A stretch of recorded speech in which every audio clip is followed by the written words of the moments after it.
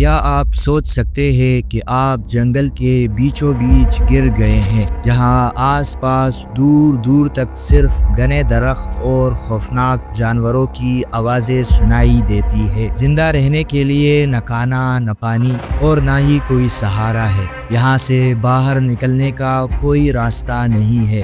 یہ کہانی ہے ایک لڑکی جولیانا کوپکے کی، جو اپنی ہمت اور سروائیول سکلز کے ذریعے موت کو مات دے کر واپس آئی۔ یہ واقعہ ہے 24 دسمبر 1971 کا، جب 17 سالہ جولیانا کوپکے نے ایمیزون کے درختوں کے بیچوں بیچ اکیلے 11 دن گزارے اور دنیا کو حیران کر دیا۔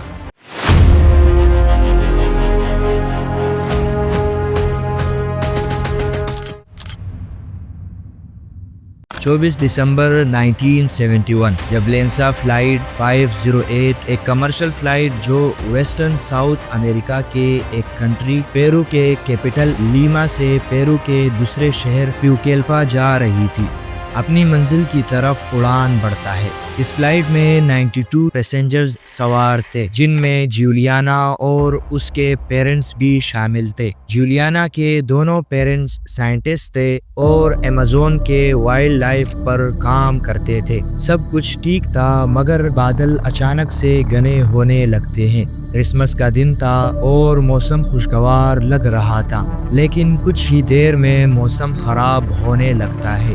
جب فلائٹ نے ایمیزون کے گھنے جنگل کے اوپر سے گزرنا شروع کیا تو اچانک بجلی کی چمک ہوئی اور ایک زوردار آواز سنائی دی۔ جہاز کے ٹیل میں آگ لگ جاتی ہے، پلین ہوا میں ہلنے لگتا ہے اور کچھ ہی وقت کے بعد یہ کنٹرول سے باہر ہو جاتا ہے۔ ہوائی جہاز 10,000 فیٹ کی بلندی سے نیچے گرنے لگتا ہے اور پیسنجرز کی چیخیں آسمان میں گونجنے لگتی ہے۔ ہوائی جہاز کا پچھلا حصہ الگ ہو گیا اور پیسنجرز نیچے گرنے لگے۔ جولیانا سیٹ پر سیٹ بیلٹ لگا کر اپنی ماں کے ساتھ بیٹھی تھی، مگر پلین کے کریش ہونے سے پہلے ہی وہ اپنی ماں اور باقی پیسنجرز سے الگ ہو جاتی ہے اور پلین سے گر جاتی ہے۔ قسمت اچھی ہونے کی وجہ سے وہ پیڑوں پر گرتی ہے۔ جولیانا کو جب ہوش آیا، اس نے اپنے آپ کو جنگل کے بیچوں بیچ پڑا ہوا پایا۔ ہر طرف صرف گھنے درخت، بارش کے پانی کی بوندیں اور جانوروں کی آوازیں سنائی دے رہی تھی۔ اس کا پورا جسم زخم سے بھر چکا تھا۔ جولیانا کا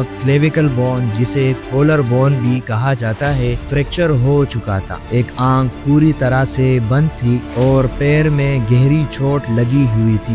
اس کے پاس نہ تو کوئی کھانا تھا اور نہ ہی پانی۔ جولیانا کو یہ سمجھنے میں زیادہ دیر نہیں لگی کہ وہ اس جنگل میں بالکل اکیلی ہے اور اگر زندہ رہنا ہے تو کچھ کرنا پڑے گا۔ اس نے پلین کے آس پاس سروائیورز کو ڈھونڈنے کی کوشش کی، مگر صرف ڈیڈ باڈیز اور ٹوٹا ہوا سامان ملا۔ جنگل کا موسم انتہائی خوفناک تھا۔ ہر وقت انسیکٹس کی بائٹس، خوفناک جانوروں کی آوازیں اور گھنے درخت اس کے راستے کی رکاوٹیں تھی۔ جولیانا نے اپنے پیرنٹس کے ایمیزون کے بارے میں دیے گئے سروائیول لیسنز کو یاد رکھا تھا۔ انہوں نے سکھایا تھا کہ جنگل میں سب سے پہلے پانی کی تلاش کرنی چاہیے جو فریش اور صاف ہو۔ جولیانا نے ایک ندی ڈھونڈنے کا فیصلہ کیا، کیونکہ ندی کے پاس رہنے سے سروائیول کے چانسز زیادہ ہوتے ہیں۔ جولیانا نے اپنے زخموں کو انسیکٹس اور انفیکشن سے بچا کر رکھنے کی کوشش کی۔ وہ بارش کا پانی پیتی تھی اور انسیکٹس اور جانوروں سے بچنے کے لیے جنگل کی پتیوں کا سہارا لیتی تھی۔ ایک دن اس نے اپنے زخم میں سے ایک ورم نکلتے ہوئے دیکھا جو انفیکشن کی وجہ سے اندر گھس گیا تھا۔ جولیانا کے لیے سب سے مشکل وقت وہ تھا جب اس نے اپنے آس پاس شکاری جانوروں کے فٹ پرنٹس دیکھے۔ ایک طرف ڈر تھا، مگر دوسری طرف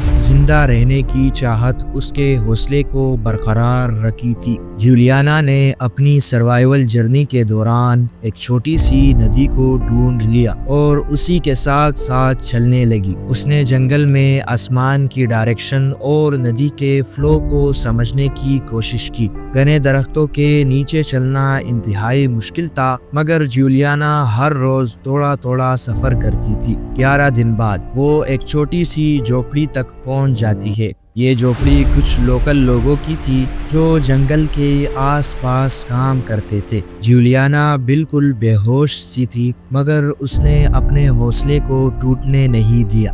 लोकल लोगों ने उसकी मदद की और उसे वापस सिविलाइजेशन तक पहुंचा दिया। जूलियाना कोके की ये कहानी एक मिसाल है इंसानी हौसले और सर्वाइवल की। 92 पैसेंजर्स में से सिर्फ जूलियाना ही थी जो जिंदा बची। आज भी ये वाकया दुनिया के सबसे बड़े सर्वाइवल स्टोरीज में शामिल है। जूलियाना ने बाद में एक साइंटिस्ट बनकर अपनी लाइफ को नेचर के स्टडी के लिए डेडिकेट कर दिया। स्क्रीन पर आपके लिए कुछ और वीडियोस है, उन्हें देखना ना भूलिएगा। तो इसी के साथ अपनी इस वीडियो को एंड करते हैं और मिलते हैं नेक्स्ट वीडियो में।